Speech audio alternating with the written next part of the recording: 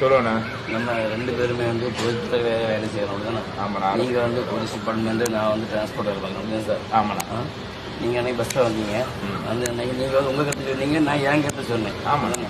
அப்புறமா நீங்கள் டிக்கெட் வாங்கி நீங்கள் ட்ராவல் பண்ணீங்க தானே? ஆமாண்ணா. ஆனால் இது சோசியல் மீடியாவில் வந்து பரவி ப்ராப்ளம் ஆனதுக்கு நான் வருத்தம் தெரிவிச்சுக்கிறேன். நானும் வருத்தம் தெரிவிச்சுக்கிறேன். இனிமேல் இந்த இது இல்லாமல் நம்ம 2 பேருமே 2 துறையும் நண்பர்களாக பணியாற்றோம். சரி சரி ஓகே ஓகே ஓகே சரி ஓகே ஓகே.